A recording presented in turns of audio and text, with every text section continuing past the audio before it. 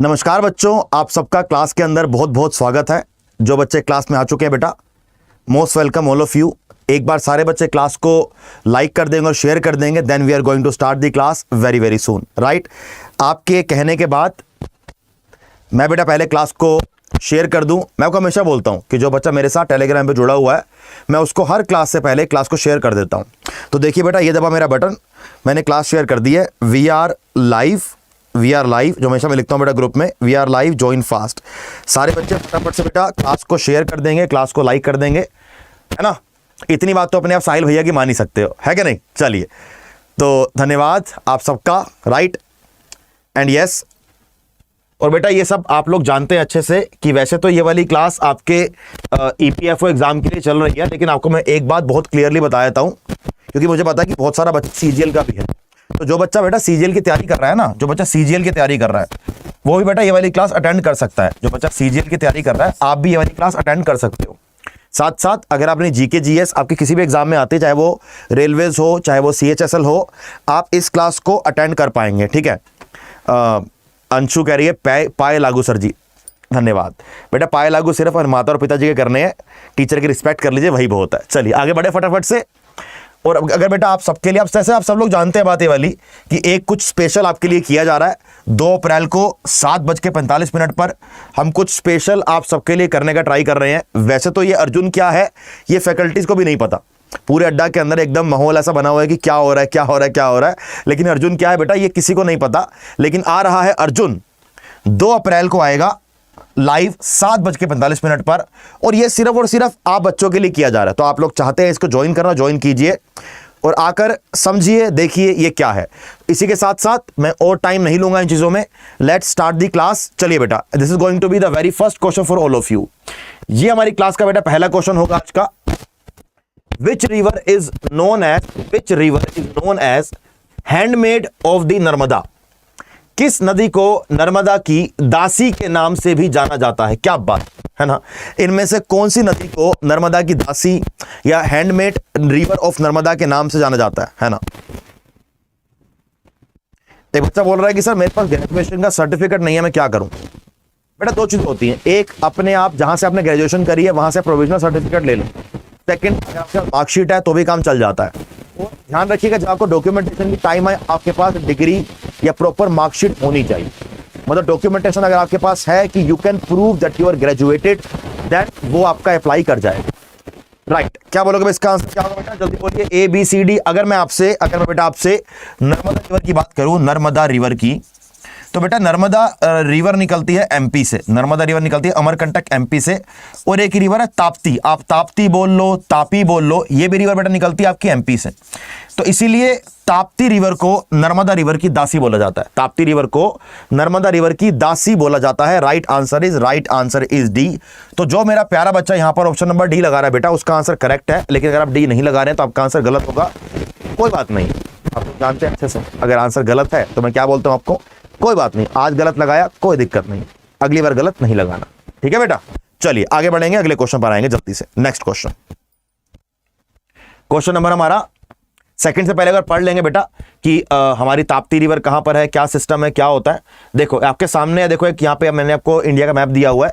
यहाँ पर आपकी Vindhyas, this is your Vindhyas range, ये आपकी विंध्या रेंज है, ये आपकी सतपुरा रेंज है। अगर मैं विंध्या सतपुरा के बीच की बात करूं, विंध्या और सतपुरा के जो बीच की खाड़ी है, वहां पर आपकी नर्मदा रिवर पाई जाती है, वहां पर आपकी नर्मदा रिवर पाई जाती है। उसके नीचे अगर आऊं तो यहां पर सतपुरा के नीचे ताप्ती रिवर। तो विंध्यास सतपुरा के बीच में नर्मदा रिवर, सतपुरा के नीचे ताप्ती है, तापी रिवर, ठीक है बेटा। और नर्मदा रिवर और ताप्ती रिवर दोनों बेटा मध्य प्रदेश से निकलेंगी और जाकर गिरती हैं अरब सागर में, जाकर गिरेंगे अरब सागर में। तो यहां पर आपका राइट आंसर क्या होगा, यहां पर बेटा आपका राइट आंसर क्या, वॉइस प्रॉब्लम है। किन किन बच्चों को आवाज क्लियर नहीं आ रही है, किन किन बच्चों को आवाज क्लियर नहीं आ रही है? चलिए एक बार मैं ही अपने फोन पर क्लास को चलाकर देखता हूं कि आवाज में क्या दिक्कत है, राइट। एक बार मैं ही बेटा क्लास को चलाकर देखता हूं आवाज में क्या दिक्कत है। दोनों बेटा मध्य प्रदेश से निकलेंगी, अच्छा, और जाकर गिरती हैं अरब सागर में, जाकर गिरेंगे अरब सागर में। तो यहां पर आपका बेटा मुझे नहीं लगता कि कोई दिक्कत है, क्योंकि मेरे को तो आवाज बिल्कुल सही आ रही है ना, राइट। बिल्कुल क्लियर बेटा, आवाज बिल्कुल क्लियर है ना। चलिए, तो ये समझ आया आपको। एक बार थोड़ा सा और पढ़ लेंगे यहां पर हम। मैं आपको ऑलरेडी बता चुका हूं कि मैं आपको जो भी क्वेश्चन कराऊंगा हम उसके डीप में जाएंगे, उसको समझने का ट्राई करेंगे। हम फालतू में सिर्फ आंसर लगा के आगे नहीं बढ़ेंगे।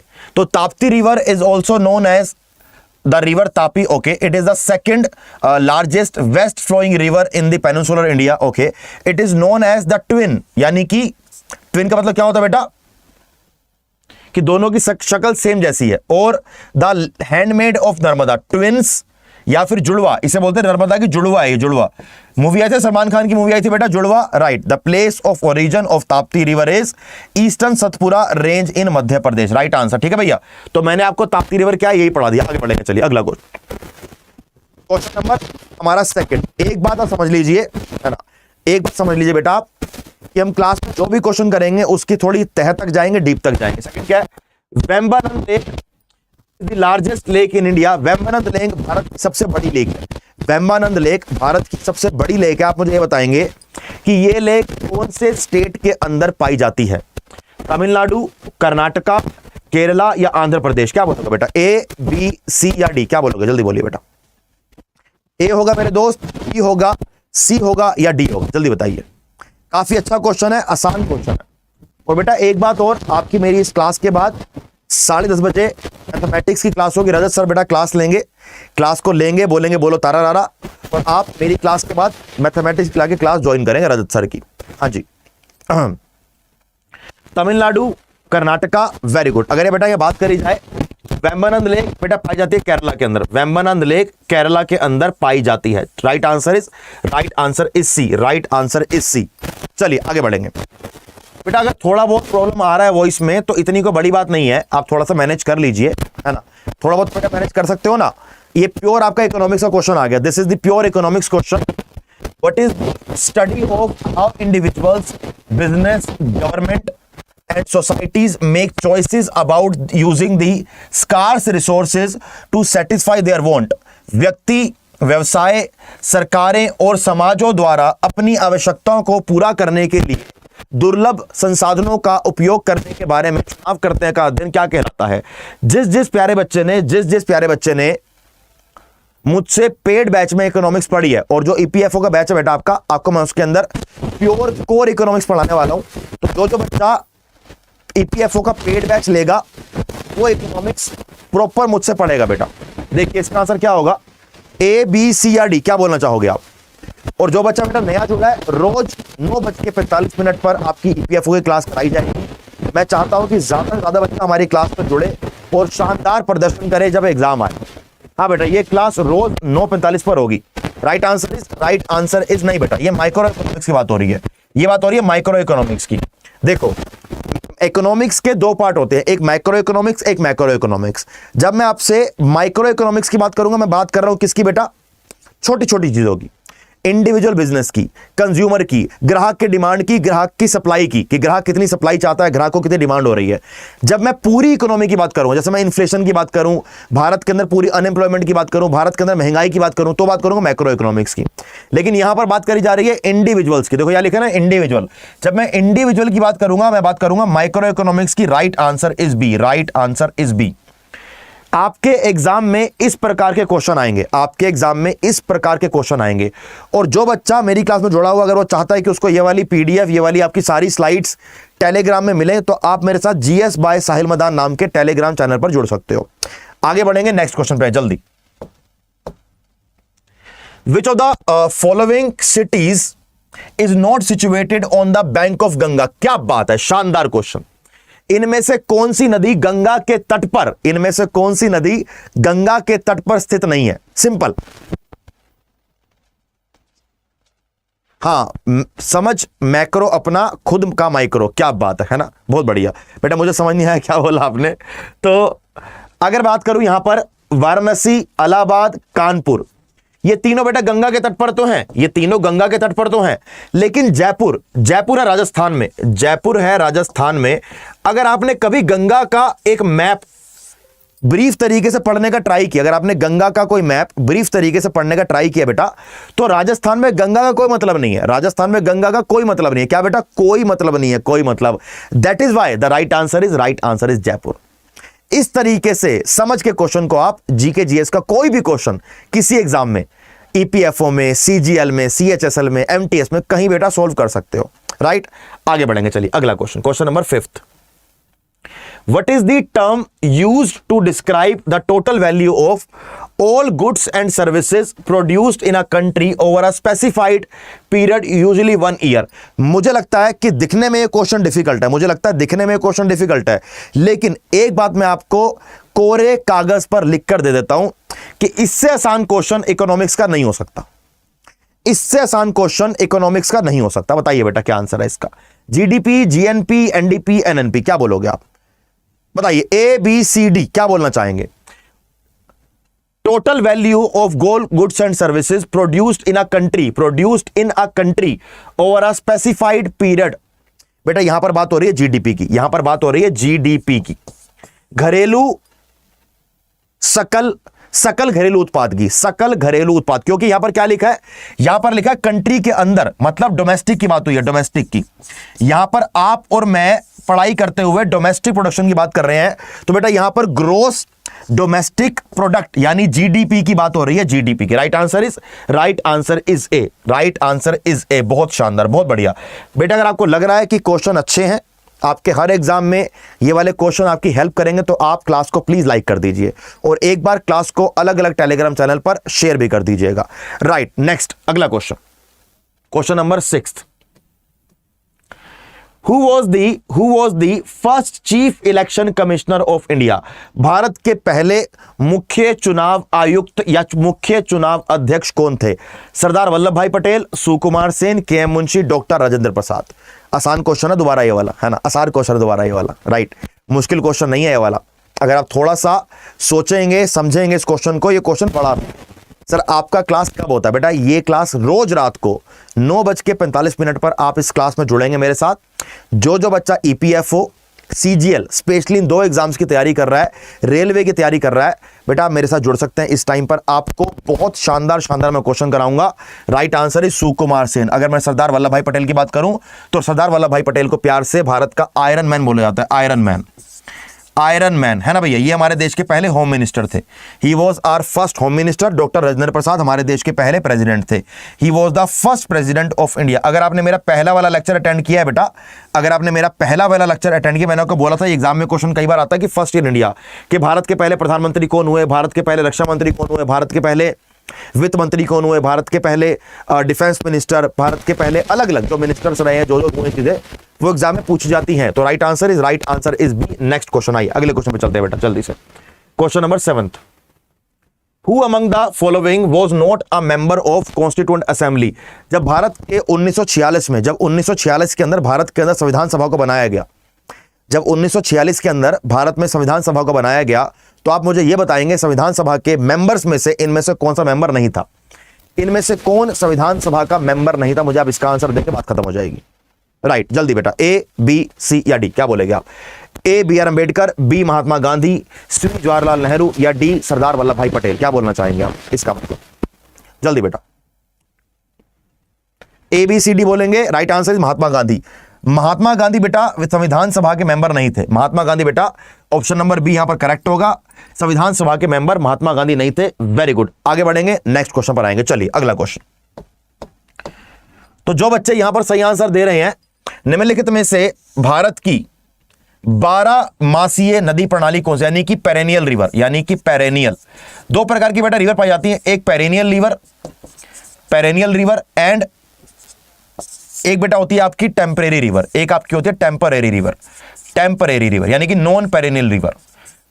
पेरेनियल रिवर का मतलब होता है जो परमानेंट है, जहां पर पानी आपको 12 महीने देखने को मिलेगा, जहां पर आपको पानी 12 महीने देखने को मिलेगा। आपने मुझे बताना है इनमें से कौन सी रिवर है बेटा जहां पर पानी 12 महीने देखने को मिलता है, और जो आपकी पेरेनियल रिवर यानी कि 12 मासीय नदी में से एक नदी। आप मुझे बताइए इसका आंसर क्या होगा? इनमें से कौन सी नदी 12 मासीय यानी कि पेरेनियल रिवर है? अगर बेटा मैं आपसे यहां पर बात करूं तो एक नाम मुझे बहुत क्लियरली दिख रहा है, that is Indus river. Indus river बेटा तिब्बत कैलाश मानसरोवर लेक से निकलती है, और ये भारत के साथ साथ पाकिस्तान को पानी प्रदान करती है, भारत के साथ साथ पाकिस्तान को पानी प्रदान करती है। Right answer is Indus valley civilisation का नाम जरूर सुना होगा बेटा। इंडस नदी, सिंधु नदी इज द करेक्ट आंसर। आगे बढ़ेंगे, चले अगले क्वेश्चन पे आएंगे। Next question number 9। Hundru waterfalls is located in which river? Hundru waterfalls काफी फेमस वाटरफॉल्स है बेटा। आप मुझे बताएंगे कि हुंड्रू वाटरफॉल्स इनमें से कौन सी नदी पर पाए जाते हैं? मैं आपको थोड़ा सा हिंट देता हूं एक बार कि हुंड्रू वाटरफॉल्स आपके 3 स्टेट के अंदर पाए जाते हैं बेटा। एक आपका वेस्ट बंगाल, एक आपका उड़ीसा और एक आपका झारखंड। ये वाटरफॉल्स इन तीनों स्टेट के अंदर, मतलब मेरे कहने का ये है, इनमें से वो रिवर का ये हिंट है कि इनमें से एक ऐसी रिवर है बेटा जो इन 3 स्टेट के अंदर पाई जाती है। वो इस क्वेश्चन का आंसर है। जल्दी बोलिए आप। अगर आज से मैं हुंड्रू वाटरफॉल्स की बात करूं, आपका आंसर राइट क्या है बेटा? Right answer is Subarnarekha river. Subarnarekha river को स्वर्ण रेखा नदी भी कहते हैं। सुबर्णरेखा रिवर को स्वर्ण रेखा नदी भी कहते हैं। और ये नदी आपकी वेस्ट बंगाल, उड़ीसा और झारखंड तीनों के अंदर पाई जाती है। ये नदी बेटा आपकी वेस्ट बंगाल, उड़ीसा और झारखंड तीनों में पाई जाती है। Right answer is A. आगे बढ़ेंगे, अगला क्वेश्चन। चलिए next question. Which of the following articles deals with the right to equality? इनमें से कौन सा लेख समानता के अधिकार की बात करता है? इनमें से कौन सा आर्टिकल, कौन सा अनुच्छेद समानता के अधिकार की बात करता है बेटा? आप मुझे इसका आंसर दे देंगे और मामला हो जाएगा सेट, है ना? Very good, very good. आप सब लोग काफी अच्छा बेटा परफॉर्म कर रहे हैं। मुझे ऐसा लग रहा है कि आप लोग बढ़िया, एकदम जबरदस्त तरीके से। हाँ जी, इनमें से कौन सा बेटा राइट? आर्टिकल 14। अगर मैं यहां पे आर्टिकल 14 की बात करूं, आर्टिकल 14 बात करता है राइट टू इक्वालिटी की कानून की नजर में सब लोग सेम है। आप, मैं, अमीर, गरीब, काला, गोरा, छोटा, बड़ा, मोटा, पतला, सब, है ना? कानून की नजर में बेटा आर्टिकल 14 में सब लोग सेम है। Article 14 is the correct of this question. साथ साथ अगर आपसे मैं आर्टिकल 19 की बात करूं, आर्टिकल 19 बेटा बात करता है फ्रीडम ऑफ स्पीच की, फ्रीडम ऑफ एक्सप्रेशन की, फ्रीडम ऑफ मूवमेंट की, फ्रीडम ऑफ रेजिडेंस की। आप हमारे भारत देश के अंदर कहीं भी जाकर बस सकते हैं, कहीं भी जा सकते हैं, आ सकते हैं। आर्टिकल 19 फ्रीडम की बात करेगा, आर्टिकल 14 इक्वालिटी की बात करेगा, आर्टिकल 21 एजुकेशन की बात करेगा और आर्टिकल 25 आपकी बात करेगा। ये आप मुझे बताएंगे कमेंट बॉक्स में कि आर्टिकल 25 किसके बारे में बात करता है। या आप मुझे बताएंगे कि आर्टिकल 25 किसके बारे में बात करता है। वेरी गुड, चलिए आगे बढ़ेंगे। अगला क्वेश्चन, यहां पर आपका ऑप्शन नंबर ए 100% करेक्ट होगा। नेक्स्ट चलिए।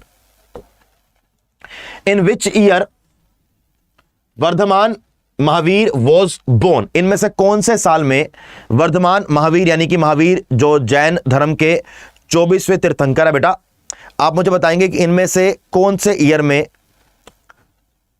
वर्धमान महावीर का जन्म हुआ? 563, 540, 533 या 560? क्या बोलेंगे बेटा? ए, बी, सी या फिर डी? जल्दी बोलिए दोस्त, जल्दी से।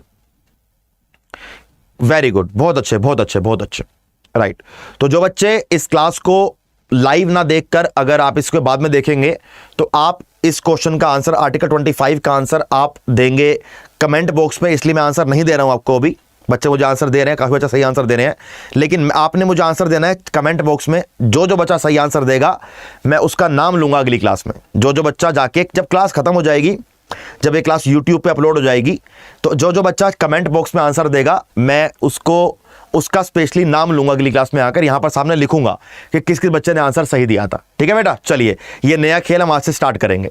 तो यहां बेटा 563, 540, 533, 560 क्या बोलोगे? वैसे अगर आप पढ़ोगे ना कभी कभी तो महावीरा जो जैन धर्म के साथ, महावीरा जो जैन धर्म के साथ जुड़े हुए हैं बेटा, ये 24वें तीर्थंकर थे। He was the 24th tirthankars of Jain dharma, है ना? लेकिन यहां पर अगर आप देखो तो इनके जन्म के बारे में ना 2 डाउट है। आप कहीं पर पढ़ोगे इनका जन्म आपको देखेगा 540 BC, कहीं कहीं आपको देखेगा 590 BC, कहीं कहीं बेटा आपको देखेगा 590 BC। लेकिन अकॉर्डिंग टू दिस क्वेश्चन यहां पर हमें 540 दिया गया। Right answer is B 540 BC। Sir ji कहां पर? वैशाली में। कहां बेटा? वैशाली में। Right answer is B. तो जो मेरा प्यारा बच्चा यहां पर आंसर बी दे रहा है बेटा, उनका आंसर 100% करेक्ट होगा। आगे बढ़ेंगे, अगले क्वेश्चन पर आएंगे। चलिए नेक्स्ट क्वेश्चन। पहला मुस्लिम शासक जिसका साम्राज्य लगभग पूरे भारत में चरम दक्षिण तक फैला हुआ था, उसका नाम क्या था? Who was the first Muslim ruler whose empire covered almost the whole of India up to its extreme south, यानी कि दक्षिण भारत को भी जिसने कवर कर लिया, दक्षिण भारत तक भी जिसने अपना पूरा का पूरा साम्राज्य को फैला दिया, उसका नाम क्या है? अलाउद्दीन खिलजी, जलालुद्दीन खिलजी, घियासुद्दीन बलबन या फिरोज शाह तुगलक? आसान क्वेश्चन है, इसका आंसर कोई दे देगा। इसका आंसर तो मेरा कोई बच्चा जो मुझसे जुड़ा हुआ है आंखें बंद करके आंसर कर देगा, सर जी ये इसका आंसर है, क्योंकि इसका करेक्ट आंसर होगा अलाउद्दीन खिलजी। जब भी आप मुगल एम्पायर या मुगल एम्पायर नहीं, जब आप दिल्ली सल्तनत पढ़ते हैं, जब भी आप दिल्ली सल्तनत पढ़ते हैं बेटा, तो आपको दिल्ली सल्तनत में अलाउद्दीन खिलजी एक ऐसा नाम है जो आपको बहुत सारे चीज करते हुए, कर्म कांड करता हुआ दिखेगा कि कभी इसने कुछ कर दिया, कभी इसने कुछ कर दिया, कभी ये एकता खत्म कर देगा, कभी ये कुछ कर देगा, है ना। तो ये भाई रंगीन आदमी, इसका जो मन करता है वो करता है, और इसके जो ऑब्जेक्टिव थे, जो इसके मोटिव थे, वो काफी खतरनाक और काफी ब्रॉड थे। तो इसीलिए भारत में दक्षिण तक इसने अपना साम्राज्य फैलाया था। राइट, चलिए अगला question, next question. Alai Darwaza the southern gateway of the Quwwat ul Islam mosque, जो कि दिल्ली के अंदर है, किसने बनाया? बहुत सिंपल है बेटा, अलाई दरवाजा किसके द्वारा बनाया गया है? अलाई दरवाजा किसके द्वारा बनाया गया है? सिंपल सा क्वेश्चन है। अगर आप लोगों ने कभी मेडाइवल इंडिया पढ़ी और मेडाइवल इंडिया का आर्किटेक्चर पढ़ा है, तो आप इसका आंसर आंखें बंद करके दे दोगे। आप इसका आंसर आंखें बंद करके दे दोगे कि भैया अलाई दरवाजा इस किसके द्वारा बनाया गया है? अहमद शाह दुरानी के द्वारा, मुइज़ अद-दीन मोहम्मद गोरी के द्वारा, अलाउद्दीन खिलजी या मोहम्मद बिन तुगलक? क्या बोलोगे बेटा, जल्दी बोलिए। ए होगा बेटा, ए बी सी या फिर डी? क्या बोलोगे दोस्त, जल्दी बताइए क्या आंसर होगा अकॉर्डिंग टू इसका? वेरी गुड, दोबारा बेटा भाई same answer, option number C Alauddin Khilji. मैंने क्या बोला आपको कि ये आदमी अलग मर्जी में चल रहा है अपनी। इसका बेसिकली बनाने का मोटिव क्या है कि ये चाहता था कि जो कुव्वत उल इस्लाम जो मस्जिद है, जो मॉस्क है दिल्ली के अंदर, वो चारों तरफ से खुले, इसलिए उसकी फोर्थ साइड पे इसने, अलाउद्दीन खिलजी ने अलाई दरवाजा बनाया है कि ये चारों तरफ से, चारों दिशाओं से इसकी एंट्री हो सके। Right answer is C Alauddin Khilji. जो बच्चे बोल रहे हैं दुर्रानी या गोरी, बेटा जी पढ़ाई में बहुत कमी चल रही है ना, पढ़ाई के अंदर बहुत कमी चल रही है, थोड़ा सा पढ़ाई अच्छे से करो। अगर एक्चुअली में कोई एग्जाम क्रैक करना चाह रहे हो तो एक पेड बैच परचेज कर लो, पेड बैच परचेज करते आप कोड लगाइएगा, मेरा कोड लगा लेना Y724, आपको डिस्काउंट मिल जाएगा बहुत जबरदस्त। अगर आप मेरा कोड Y724 लगाते हैं तो आपको शानदार डिस्काउंट मिलेगा, और डिस्काउंट के साथ साथ आपका मामला सेट भी हो जाएगा। आगे बढ़ेंगे, क्वेश्चन नंबर 14 पर आएंगे। चलिए question number 14, which of the following is not a factor of production? बहुत अच्छा क्वेश्चन है। अगर आपने इकोनॉमिक्स बेसिक भी पढ़ी है तो आपको पता है ना भैया, अगर आपने इकोनॉमिक्स बेसिक भी पढ़ी है तो मुझे लगता है कि आप इसका आंसर दे पाएंगे। इनमें से कौन सा फैक्टर ऑफ प्रोडक्शन नहीं है? अगर मैं आपसे फैक्टर ऑफ प्रोडक्शन की बात करूं, बेटा, तो यहां पर लैंड डेफिनेटली होगा। प्रोडक्शन करने के लिए जमीन चाहिए, बिल्कुल चाहिए। प्रोडक्शन करने के लिए लेबर चाहिए, बिल्कुल चाहिए। बिना लेबर के कैसे काम करोगे? सर कैपिटल चाहिए, सर बिल्कुल चाहिए। लेकिन सर जब कैपिटल की बात आपने ऑलरेडी कर दी है तो मनी आपने अलग क्यों लिखा हुआ है? जब आपने कैपिटल की बात ऑलरेडी कर दी है, तो आप मनी अलग क्यों लिख रहे हो? जब मैं यहां पर कैपिटल लिख दूंगा तो मनी अलग नहीं लिखूंगा। Right answer is D. यहां पर labour land capital factor of production का मतलब होता है कि प्रोडक्शन किसके द्वारा करी जाएगी, the right answer is D. हम यहां पर कैपिटल को अगर ऐड कर रहे हैं तो हम यहां पर मनी को अलग से ऐड नहीं करेंगे। आगे बढ़ेंगे, क्वेश्चन नंबर 15 पर आएंगे अपने। चलिए क्वेश्चन नंबर 15, जल्दी से बिना वेट करे बेटा। The Chola empire was invaded by which in the early 14th century AD? Chola साम्राज्य 14वीं शताब्दी की शुरुआत में किसके द्वारा आक्रमण किया गया था? मलिक कफूर, तैमूर, मोहम्मद गोरी या गेंजिस खान? या फिर और गेंजिस नहीं, चंगेज खान। कौन बेटा? Genghis Khan. राइट, बताइए अकॉर्डिंग टू यू। बहुत बढ़िया, बहुत अच्छे। कह रहा है अपना सपना मनी। हाँ बेटा, आपका नहीं, इस दुनिया में मेरे ख्याल से 99.99% लोगों का सपना मनी ही होता है। जितना पैसा आ जाए बटोर लो, जीवन की ऐश करो। जीवन में ऐश करना बहुत जरूरी है। जीवन में ऐश करना, जितने सपने आपने देखे उनको पूरा करना, माँ बाप के सपनों को पूरा करना बेटा बहुत जरूरी है, राइट। तो यहां पर अगर मुझे बताएंगे आप राइट आंसर क्या होगा बेटा, right answer is E.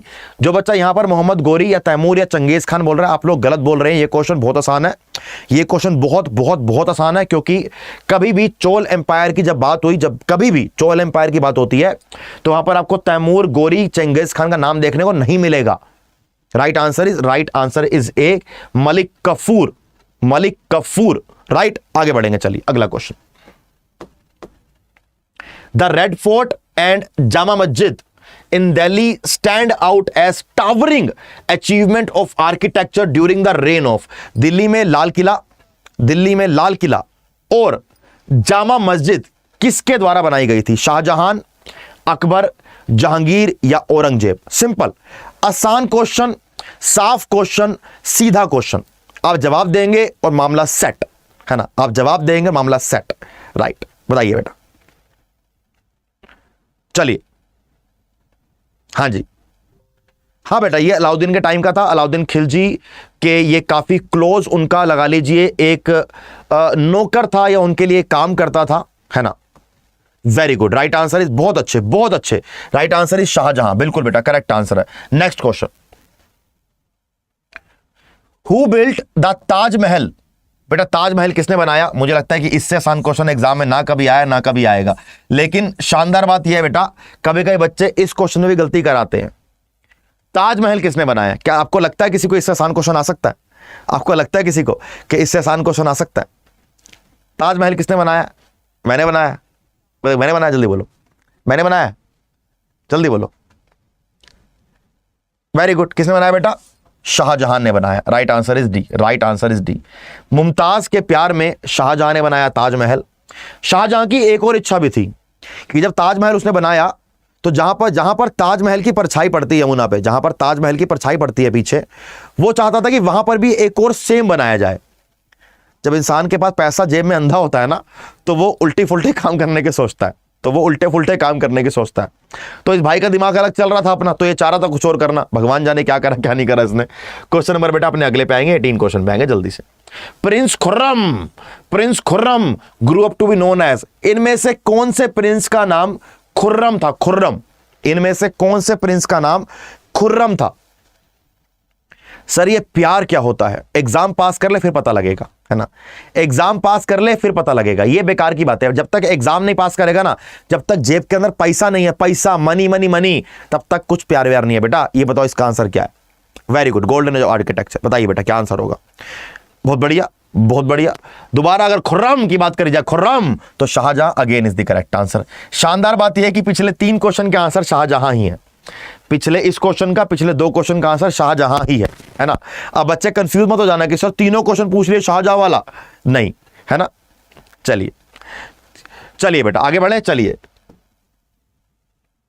Next question, who among the following is known as iron man of India? क्या बात है, ये तो आपकी लॉटरी खुल गई। मैं इस क्वेश्चन का आंसर ऑलरेडी पहले कर चुका हूं, आपकी तो लॉटरी खुल चुकी है बेटा, ये वाली, है ना, ये तो लॉटरी खुल चुकी है आपकी। बताइए दोस्त क्या आंसर होगा? इनमें से किसको हम भारत का लौह पुरुष कहते हैं? लौह पुरुष। Right answer Mahatma Gandhi? अरे नहीं। जवाहरलाल नेहरू? अरे नहीं। सरदार वल्लभ भाई पटेल? क्या बोलते हो? Yes, absolutely correct answer. आप लोगों ने हिस्ट्री पढ़ी भी होगी, आप लोगों ने हिस्ट्री की मूवीज भी देखी होंगी, है ना। मैं आप लोगों से क्वेश्चन पूछता हूं, जैसे मेरे फेवरेट हैं सुभाष चंद्र बोस, आपके कौन फेवरेट है ना। आपके फेवरेट जो हमारे स्वतंत्रता, हमारे जिन्होंने स्वतंत्रता की लड़ाई करी है, जो हमारे इंडिपेंडेंस के जो हमारे बड़े बड़े लीडर्स रहे हैं, जिन्होंने बड़े बड़ा हमारे लिए काम किया, अपनी जान गंवाई है, तो उनमें से आपका फेवरेट कौन है? मेरा फेवरेट तो बेटा सुभाष चंद्र बोस मेरे फेवरेट है, मुझे ऐसा लगता है, मेरे पर्सनली फेवरेट है। आपका फेवरेट कौन है मुझे अब ये बताइए। राइट, जल्दी से। एक बच्चा कह रहा है महाराणा प्रताप। क्या बात है। कह रहा है सर आप, अरे बस इतना नहीं बेटा, इतना नहीं। बी आर अम्बेडकर, गांधी जी, क्या बात है। कह रहे कोई नहीं है पाटेकर, अच्छा भगत सिंह, भगत सिंह बियर, नेताजी, बहुत बढ़िया, नेताजी, भगत सिंह, बहुत सही, वेरी गुड वेरी गुड, मेरे तो आप फेवरेट है, क्या बात, thank you so much, thank you so much, thank you so much. इतना प्यार आप लोग मुझे दे देते हो ना, तो मुझे लगता है कि मैं बस क्लास लेता ही रहूं फिर, है कि नहीं, राइट। चलिए, भगत सिंह, बहुत क्या बात है, चंद्रशेखर आजाद, भगत सिंह। देखो से बातें क्यों पूछता हूँ, रीजन है उसके पीछे, पूछने का रीजन मेरा ये होता है कि आप लोग पढ़ाई के साथ साथ जिन लोगों ने हमारे लिए अपनी जान गंवाई है, जैसे भगत सिंह जी 24 साल की उम्र में, 23 साल की उम्र में फांसी लटक गए, सिर्फ इसलिए कि हमारे देश के अंदर लोगों के अंदर ये बात फैल सके कि भैया हमने अंग्रेजों को देश से बाहर निकालना, देश प्रेम की भावना को जगाने के लिए उन्होंने फांसी पर लटक गए। तो ऐसे लोग भी रहे हैं जिन्होंने हमारे लिए बहुत कुछ किया, और उनको याद करना, उनके आइडल्स उनको मानना और उनकी आइडियल्स को, उनकी सोच को, ओपिनियंस की रिस्पेक्ट करना, ही हमारी ड्यूटी बनती है। तो आपको बार बार इसलिए पूछता हूं बेटा कि आपने ज़रूर और ज़रूर इन लोगों को नहीं भूलना। और आप लोगों को आज बताऊंगा एक मूवी देखने, एक मूवी है बेटा, एक मूवी है the legend of Bhagat Singh, एक मूवी है the legend of Bhagat Singh, इसको जरूर देखिएगा। एक मूवी है the legend of Bhagat Singh, आप इस मूवी को जरूर देखिएगा। ये मूवी आपको दिखेगी, इसमें हीरो है अजय देवगन, ये इसमें हीरो है Ajay Devgn, the legend of Bhagat Singh. आप मेरे कहने पर इस मूवी को देखिएगा, 3 घंटे आप कहोगे सर 3 घंटे मूवी देख के मजा आ गया। इसमें आप हिस्ट्री भी पढ़ोगे, इसमें आपको हिस्ट्री के क्वेश्चन आ जाते हैं इसमें से, पूरी मूवी में से। तो बेटा देखिएगा, आपने पढ़ा है, देखेंगे, आपकी मर्जी है, जरूर देखिएगा बेटा, एक मेरे कहने से एक बार, राइट। निम्नलिखित में से which among the following is true about Buddha, इसमें से कौन सी बात बुद्धा के बारे में बिल्कुल सही है, इनमें से कौन सी बात बुद्धा के बारे में बिल्कुल करेक्ट है। He accepted existence of God. He didn't accept existence of God. He neither accepted nor rejected. इसमें से कोई भी नहीं। क्या बोलोगे बेटा, इसका आंसर क्या होगा, जल्दी बताइए।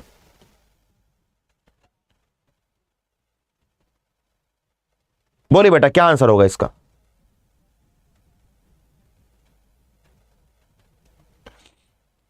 ए बी कह रहा है टेलीग्राम पे डाल दो, मतलब आपको लगता है कि मेरा यही काम रह गया कि मैं आपको टेलीग्राम मूवी के लिंक भेजूंगा, कुछ तो इज्जत कर ले मेरी, है ना, ये सब मत करवा मेरे से, पढ़ा रहा हूं उतना ही बहुत है बेटा। चलिए, हाँ जी, जिन बच्चों ने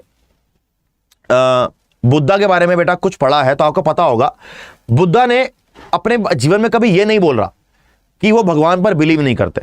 बुद्धा ने क्या बोला हमेशा कि भगवान है, बुद्धा ने बोला कि भगवान है, लेकिन हमने मूर्ति पूजा नहीं करनी, हमने अंधविश्वास नहीं करना, हमने जो भी काम करना है अपने दिमाग को खोलकर करना। मैं आपको ये बात आज ही बोलता हूं, जैसे मैं शिव जी को बहुत मानता हूं, लेकिन मैं शिव जी को ये नहीं मानता कि शिव जी को चमत्कार कर देंगे, बस एक एनर्जी है जिस पर मेरा बिलीव है। मुझे कभी लगता है कि मेरे जीवन में कोई चीज़ नहीं हो पा रही है, मैं हाथ जोड़ता हूं और शिव जी को बोलता हूं कि ये यार प्लीज़ ये करवा दो, ये नहीं होगा तो काम खराब हो जाएगा मेरा। और आप माने या ना माने, मेरे वो सारे काम हो जाते हैं। तो आप भी भगवान पर ध्यान दीजिए, भगवान पर मानिए। Right answer is he neither accepted nor rejected, ना उन्होंने एक्सेप्ट किया और ना उन्होंने रिजेक्ट किया। उन्होंने बोला कि अंधविश्वास मत करो, अंधविश्वास मत करो, आइडल वर्शिप मत करो, और प्यार से इज्जत से जियो, है ना। चलिए, right, next question, 21st question. चलिए, upper house of Indian parliament is also known as, upper house of Indian parliament, इसमें से किसको upper house of Indian parliament कहते हैं। हर हर महादेव, हर हर महादेव, है ना, बहुत अच्छे बहुत अच्छे, हर हर महादेव, बहुत बढ़िया। मैं आपको बहुत क्लियर बता रहा हूं बात, आप देखो मेरे साथ जुड़े हुए हो, हम लोग बहुत समय से जुड़े हुए हैं आपस में, है ना। मैं आपको बात बताता हूं कि अगर आप अभी इस एज में पूजा पाठ नहीं करते हो, आप गलत कर रहे हो। मैं आपको ये नहीं बोलता कि आप अंधविश्वास करो, चमत्कार पे बिलीव करो, लेकिन एक जो भगवान है हमारे, पूजा करो सुबह उठ के, ये नहीं कि धूप बत्तियां करने बैठ जाओ, सिर्फ भगवान को प्रणाम करो, हनुमान चालीसा सुनो, हनुमान चालीसा जपो, हनुमान चालीसा नहीं जपनी आती सुन लो, है ना। क्या होता है, सुनने से जो एनर्जी आपके अंदर आएगी ना, जो आपके अंदर आएगी एनर्जी, जो आपके जो अंदर आएगी बेटा, उससे आपको बहुत पॉजिटिविटी, बहुत मेहनत करने का मन करेगा, काम करने का मन करेगा। ये बात आप मुझसे लिख कर ले लो, गलत नहीं बोल रहा बात, ये बात आप मुझसे लिख कर ले लो। Right answer is Rajya Sabha, right answer Rajya Sabha. अगर मैं आपसे पार्लियामेंट की बात करूं, अगर मैं आपसे पार्लियामेंट की बात करता हूं, तो बेटा यहां पर एक होता है लोकसभा, एक होता है राज्यसभा। लोकसभा को बोलेंगे लोअर हाउस और राज्यसभा को बोलेंगे अपर हाउस। लोकसभा को बोलेंगे हाउस ऑफ पीपल यानी कि लोअर हाउस, और बेटा राज्यसभा को बोलेंगे अपर हाउस। क्या बोलेंगे बेटा, upper house. Right answer Rajya Sabha.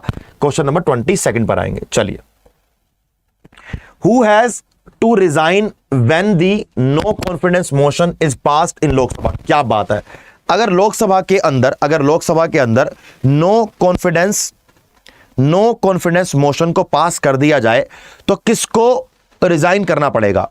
Lok Sabha के स्पीकर को, लीडर ऑफ ऑपोजिशन को, काउंसिल ऑफ मिनिस्टर्स को, या फिर राष्ट्रपति को? क्या बोलोगे बेटा आप?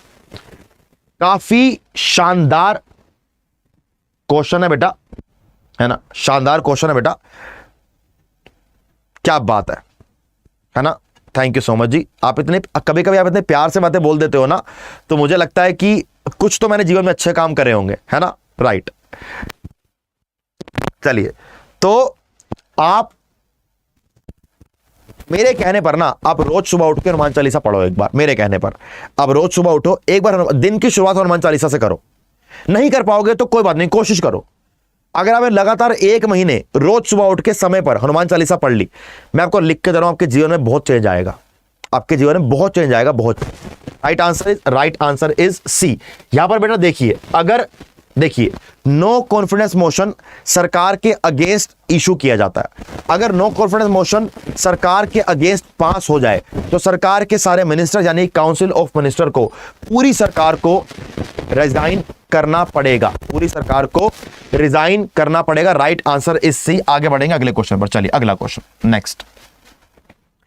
Any act passed by the parliament becomes a law only after the approval of. क्या बात है, प्योर पॉलिटी क्वेश्चन है, प्योर पॉलिटी मतलब पॉलिटी के ऐसे क्वेश्चन है जो आपके सीजीएल में आए हुए हैं, जो ईपीएफओ में आएंगे, मुझसे लिखकर ले ले कहीं भी, ईपीएफओ में आएंगे, है ना।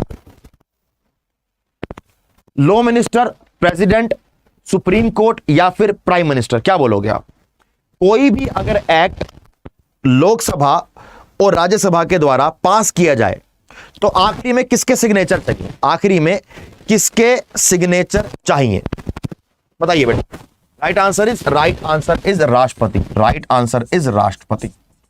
अगर कोई बिल लोकसभा के अंदर पास हुआ, राज्यसभा के अंदर पास हुआ, वो तभी एक एक्ट से, वो तभी बेटा एक एक्ट से एक कानून बनेगा जब उस पर राष्ट्रपति साहब अपनी मोहर लगा देंगे, साइन कर देंगे, स्टैंप लगा देंगे। जा बेटा, अब तू लॉ से, अब तू एक्ट से एक कानून बन गया, बिल से एक लॉ बन गया। ठीक है जी, बहुत बढ़िया, बहुत बढ़िया। आगे बढ़ेंगे, अगला question, very good. 24th question आज की क्लास का। What is the term used to describe the total value of a company's assets minus its liabilities? अगर मैं किसी कंपनी की एसेट्स में से लाइबिलिटीज को कम कर दूं तो बेटा हम उस टर्म को, इसमें से माइनस करने की टर्म को क्या बोलेंगे? नेट इनकम बोलेंगे, ग्रोस प्रॉफिट बोलेंगे, नेट वर्थ बोलेंगे, या रिटर्न ऑन इन्वेस्टमेंट बोलेंगे? क्या बोलोगे, जल्दी बोलो। मैं आपको बहुत सिंपल बात बता रहा हूं, आज क्लास में, पहली क्लास है बेटा आज की हमारी इस ईपीएफओ की, कि जो बच्चा सीजीएल की तैयारी कर रहा है वो हमारी क्लास में परमानेंटली जुड़ सकता है, वो हमारी क्लास में परमानेंटली जुड़ सकता है ना। देखिए नेट इनकम नहीं बेटा, नेट इनकम नहीं होगी। जब मैं एसेट्स में से, टोटल एसेट्स में से लाइबिलिटी को माइनस करूंगा तो मेरा निकल कर आएगा नेटवर्थ, मेरा निकल कर आएगा नेटवर्थ। मानिए मेरी एसेट्स है 100 करोड़ की और मेरी लाइबिलिटीज है 40 करोड़ की। जब मैं से 100 में से 40 करोड़ को माइनस कर दूंगा, मेरा निकल कर आएगा 60 करोड़। मेरी 60 करोड़ होगी नेटवर्थ, 60 करोड़ होगी नेटवर्थ। बेटा नेट इनकम तो मैं ईयरली देखता हूं, ग्रॉस प्रॉफिट तो मैं ईयरली देखूंगा, रिटर्न ऑन इन्वेस्टमेंट की कोई बात नहीं है। Right answer is C. जो बच्चा यहां पर आंसर सी दे पा रहा है बेटा, आपका आंसर यहां पर करेक्ट है। लेकिन अगर आप में से कोई सी नहीं दे पा रहा तो कोई दिक्कत नहीं है, आपने इन पॉइंट को समझकर अगली बार से आंसर करेक्ट देने हैं। राइट, चलिए अगले क्वेश्चन पर आएंगे। 25वां क्वेश्चन बेटा हमारी आज की क्लास का। राइट, चलिए। Who presides over the joint sitting of the Lok Sabha and the Rajya Sabha? बहुत बढ़िया। कभी कभी क्या होता है, मानो लोकसभा के अंदर एक बिल पेश किया गया, मानिए लोकसभा के अंदर एक बिल पेश किया गया, उस बिल के अंदर बेटा उस बिल को लोकसभा के अंदर पास किया गया, फिर उस बिल को राज्यसभा के अंदर भेजा गया और राज्यसभा उसको पास नहीं कर रही है, लेके बैठ गई है। तो प्रेसिडेंट के पास एक पावर होती है, वो पावर होती है जॉइंट सिटिंग की। जॉइंट सिटिंग किस किस की होगी? लोकसभा और राज्यसभा दोनों के मेंबर को बुला लिया जाएगा। अब क्वेश्चन ये आता है कि जॉइंट सिटिंग बुलाता कौन है? बुलाएगा कौन? राष्ट्रपति बुलाएगा। लेकिन उस जॉइंट सिटिंग के ऊपर प्रिसाइड्स, यानी कि उस जॉइंट सिटिंग का अध्यक्षता कौन करेगा बेटा? लोकसभा का स्पीकर करेगा। लोकसभा का स्पीकर करेगा। तो joint sitting is preside by speaker of Lok Sabha. Speaker of Lok Sabha. Right answer is A. बढ़ेंगे बेटा आगे, आएंगे अगले क्वेश्चन पर। चलिए अगला क्वेश्चन जल्दी से। विच of the following is not a fundamental duty of Indian citizens? आपके सामने 4 लाइन लिखी हुई हैं, आप 4 लाइन पढ़िए अपने आप, है ना? 4 लाइन पढ़िए बेटा अपने आप। पहला क्या है? To abide by the constitution and respect its ideals, यानी कि संविधान की इज्जत करना। To promote harmony and spirit of common brotherhood amongst all the people of India. To protect and improve the natural environment. To provide free and compulsory education to all children between the age of 6 to 14। आप मुझे यह बता दो कि इस question में से, इस 4 पॉइंट में से कौन सी फंडामेंटल ड्यूटी नहीं है? इन चारों में से कौन सी फंडामेंटल ड्यूटी, देखो ध्यान पढ़ना, यहां पर क्या लिखा है? Not a fundamental duty. इनमें से कौन सी फंडामेंटल ड्यूटीज नहीं है, आपने मुझे यह बताना। A B C D. देखिए अगर मैं यहां पर बात करूं ऑप्शन नंबर डी, क्या लिखा हुआ? To provide free and compulsory education to all the children between the age of 6 to 14। ये बात कर रहा है राइट टू एजुकेशन की। आपका ऑप्शन नंबर डी बेटा करेक्ट है, क्योंकि ये बात करता है राइट टू एजुकेशन की। राइट टू एजुकेशन यानी कि शिक्षा का अधिकार। और ये बेटा पाया जाएगा आर्टिकल 21 में। ये पाया जाएगा आर्टिकल 21 में, और आर्टिकल 21 फंडामेंटल ड्यूटी नहीं है, आर्टिकल 21 एक फंडामेंटल राइट है। Right answer is option number D. Option number, बेटा आप गलत दे रहे हो सारे के सारे, आप सारे बच्चे आंसर गलत दे रहे हो। आप बोल रहे हो कि सर एनवायरनमेंट को प्रोटेक्ट करना हमारी फंडामेंटल ड्यूटी नहीं है। एनवायरनमेंट को प्रोटेक्ट करना हमारी फंडामेंटल ड्यूटी है, लेकिन 6 साल से लेकर 14 साल के बच्चे को फ्री शिक्षा प्रदान करना हमारा फंडामेंटल राइट है, ड्यूटी नहीं है। Right answer is D. चलिए आगे बढ़ेंगे। अगला question, when was the backward minority communities employ federation BAMSEF established in India? BAMSEF का एस्टेब्लिशमेंट कब किया गया? BAMSEF का एस्टेब्लिशमेंट बेटा कब किया गया? आप मुझे आंसर दीजिए, मैं आगे बढ़ जाऊंगा। BAMSEF का एस्टेब्लिशमेंट कब किया गया? इसका आंसर है बेटा करेक्ट, मुझे पता आपको इसका आंसर नहीं पता होगा। इसका आंसर है सी 1978। इसका आंसर है बेटा 1978। बढ़ेंगे अपने अगले क्वेश्चन पर, क्वेश्चन नंबर 28। चलिए क्वेश्चन नंबर 28 पर आएंगे। The election to constitute a panchayat should not be completed before the expiration of period of dash from the date of dissolution। Panchayat गठित करने का चुनाव उसके विघटन की तिथि से की अवधि के समाप्त होने से पहले पूरा हो जाना चाहिए। पंचायत का जो बेटा चुनाव है उसमें कितना गैप होना चाहिए? कि मानिए कोई पंचायत को डिसॉल्व किया गया, तो आप मुझे बताएंगे कि उसमें कितना गैप होना चाहिए, उसमें कितना गैप होगा? 8 महीने का, 1 महीने का, 6 महीने का? Right answer is C 6 month. Right answer is C 6 month is the correct answer. बढ़ेंगे आगे अगले क्वेश्चन पर। चलिए क्वेश्चन नंबर हमारा 29वां आएगा। इसके बाद देखते हैं क्या आंसर होगा इसका। Union legislature alone can make laws loan matter dash से संबंधित मामलों पर केवल केंद्रीय विधायिका कानून बना सकती है, यानी कि केंद्र सरकार। इनमें से कौन से पॉइंट पर ओनली एंड ओनली केंद्र सरकार कानून बना सकती है? पब्लिक हेल्थ, पुलिस, रेलवेज या लोकल सेल्फ गवर्नमेंट? क्या बोलोगे बेटा?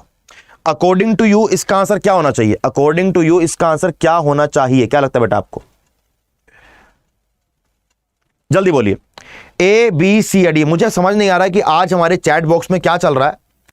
आप सब लोग यहां पर पढ़ने आते हो, और आपकी बातें अगर मैं पढ़ूं और अगर आपकी ये चैट का स्क्रीनशॉट लेकर आपके पापा मम्मी को भेज दूं, तो क्या लगता है आपको? वो खुश होंगे? क्या लगता है आपको कि उनको खुशी होगी ये सब देखकर जो कर रहे हो आप? बेटा नहीं होगी। तो जो भी काम करते हो ना, सोच कर करो कि आप कहीं पर जाके अपने आप को रिप्रेजेंट नहीं करते हो, अपनी फैमिली को, माता पिता को रिप्रेजेंट करते हो। तो आपकी बातें आपको ये बताती हैं कि आप किस फैमिली से आ रहे हो। तो बातें वही करो जिससे आपके माता पिता की, आपकी फैमिली की रिस्पेक्ट हो। बात समझ आई? Right answer is C. यहां पर आपका रेलवेज 100% करेक्ट आंसर होगा। आगे बढ़ेंगे, क्वेश्चन नंबर 30 पर आएंगे। Question number 30, who implements model code of conduct for election in India? Bharat में चुनाव के लिए आदर्श आचार संहिता कौन लागू करता है? बताइए, भारत में आदर्श आचार संहिता कौन लागू करता है, आप मुझे बताइए, है ना। देखिए बेटा, क्लास हमारी होती है रोज 9:45 पर, चलेगी 10:30 तक। इस पूरे टाइम में आपको मैं रोज 30 क्वेश्चन कराऊंगा, 30 एमसीक्यूज कराऊंगा बेटा आपको मैं रोज। और आप मुझसे लिख कर ले लीजिए, 30 एमसीक्यूज आपके ईपीएफओ में, आपके सीजीएल में 100% और डेफिनेटली आएंगे, 100% और डेफिनेटली आएंगे। Right answer is D, election commission is the correct answer. Right answer is D, election commission is the correct answer. Very good, आगे बढ़ेंगे बेटा। एक बार आप मेरे साथ एक बार देख लीजिए कि हमारी यूट्यूब पे क्लास का टाइम टेबल क्या है। हमारी यूट्यूब पे क्लास का टाइम टेबल क्या है बेटा? 9 बजे आपको नीलम मैम रीजनिंग पढ़ा रही हैं, आपको 9:45 पर आपको मैं जीके और जीएस पढ़ाऊंगा, 10:30 पर मैं आपको रजत सर आपको मैथमेटिक्स पढ़ाएंगे। अभी मेरी क्लास के बाद आप सब लोग जाके रजत सर की क्लास को ज्वाइन करेंगे मैथमेटिक्स पढ़ने के लिए। फिर आपको स्वाति मैम 11:15 बजे पढ़ाएंगे इंग्लिश, और हमारे शानदार विवेक सर आपको पढ़ाएंगे शाम को 5 से लेकर 6 बजे कंप्यूटर्स, शाम को 5 से लेकर 6 बजे कंप्यूटर्स। राइट, इसके साथ साथ अगर आप में से कोई बच्चा, अगर इसमें साथ बेटा आप में से अगर कोई बच्चा ईपीएफओ 2023 के लिए 2859 वैकेंसीज में से अपना 1 नंबर पक्का करना चाहता है, और अगर आप चाहते हो कि आपको एक proper paid live batch purchase करना है, एसएसए के लिए कर रहे हो, स्टेनो के लिए कर रहे हो, तो आप लिमिटेड सीट्स है बेटा, एनरोल कर लो फटाफट। लिमिटेड सीट्स है बेटा, एनरोल कर लो फटाफट। सर कहां से एनरोल करें? मैं आपको दिखाया तो एक बार। आपने जाना है अड्डा की वेबसाइट पर, आप जाएंगे मेरे दोस्त मेरे बच्चे, अड्डा की वेबसाइट पर आप यहां पर क्लिक करेंगे, यहां पर क्लिक करेंगे, अड्डा की वेबसाइट पे आप क्लिक करेंगे, इसको एक बार लोड होने देंगे 1 सेकंड के लिए। जैसे ये लोड हो जाएगा मैं यहां पर क्लिक करूंगा ऑल कोर्सेज पर, यहां पर आपको ऑल कोर्सेज बेटा क्लिक करके बैंकिंग दिखेगा, बैंकिंग के बिल्कुल सामने आपको दिखेगा ईपीएफओ एसएसए। आपको यहां पर एक ही वाला कोर्स दिख रहा है, टारगेट ईपीएफओ। आप जब इस पर जाएंगे, आप यहां पर बाय नाउ पे क्लिक करेंगे, आप कोड लगाएंगे मेरा, आपको मेरा कोड अच्छे से पता है, दैट Y724। जैसे आप इस पर क्लिक करेंगे, अप्लाई करेंगे, आपका कोर्स हो जाएगा सिर्फ और सिर्फ 1998 का। मैं आपको ये वाला कोर्स परचेज करने के लिए क्यों बोल रहा हूं? क्योंकि आपका एग्जाम बहुत जरूरी है, बहुत शानदार अपॉर्चुनिटी है। लेकिन अगर आप सोचें कि आप सारा का सारा सिलेबस खुद पढ़ लेंगे तो आपकी गलतफहमी है वो वाली। तो यहां पर अगर आपको कोर्स परचेज करना है ईपीएफओ का, आपके साथ शानदार तरीके से पूरी बैंकिंग की टीम, पूरी आपकी टीम बेटा यहां पर बैंकिंग की, यहां पर आपकी पूरी की पूरी टीम एसएससी की जुड़ी हुई है आपके साथ, आपका ये वाला एग्जाम क्रैक कराने के लिए। सर अभी परचेज क्यों करना है? क्योंकि अभी आपकी वैलिडिटी चल रही है 6+6 मंथ की बेटा, आपको मिल रही है डबल वैलिडिटी, 6+6 मंथ की आपको डबल वैलिडिटी मिल रही है। आप कोड लगाएंगे Y724। जैसे आप ये वाला कोड लगाते हैं, आप मेरे साथ Y724 आर्मी के अंदर जुड़ जाएंगे। और एक बात आप मुझसे लिख कर लो, जो बच्चा मेरा कोड लगाकर कोर्स परचेज करता है, मैं उसका साथ, जब तक उसकी सरकारी नौकरी नहीं लग जाती, मैं उसका साथ नहीं छोड़ता। यहां पर बेटा आपने जो कोर्स आपका 8,679 रुपए का आपको पड़ेगा सिर्फ और सिर्फ 1998 रुपए का। अगर आप मेरा कोड लगाते हैं और एप्लीकेशन पर जाकर कोर्स को परचेज करते हैं, अगर आप मेरा कोड लगाएंगे, एप्लीकेशन पर जाकर कोर्स को परचेज करेंगे, तो आपको ये वाला कोर्स मिलेगा 1850 रुपए का। आपको ये वाला कोर्स मिलेगा 1850 रुपए का, क्योंकि ऐप के ऊपर आपको और भी ज्यादा डिस्काउंट मिलता है। आपको ऐप के ऊपर और भी ज्यादा डिस्काउंट मिलता है। तो मेरे बच्चे, मेरे दोस्त, मेरे भाई, आज के लिए इतना ही। अगर आपको क्लास अच्छी लगी हो तो आप क्लास के बाद कमेंट बॉक्स में जाकर जरूर लिखेंगे क्लास अच्छी लगी या बुरी लगी। और मैंने आपसे एक होमवर्क लिया था आर्टिकल 25 कि आर्टिकल 25 बेटा क्या होता है। आप जाएंगे कमेंट बॉक्स में लिखेंगे, क्लास के बाद मैं आपको कमेंट बॉक्स में जवाब भी दूंगा कि आपने आंसर सही दिया है कि गलत दिया है। और आप जो बच्चा इसका आंसर सही देगा, क्लास में उसका नाम भी लिया जाएगा। यहां पर बोर्ड में उसका क्लास में आके नाम लिखूंगा कि इस बच्चे ने क्वेश्चन का आंसर सही दिया है। तब तक के लिए मेरे दोस्त, all the very best, take care and जय हिंद। चलिए।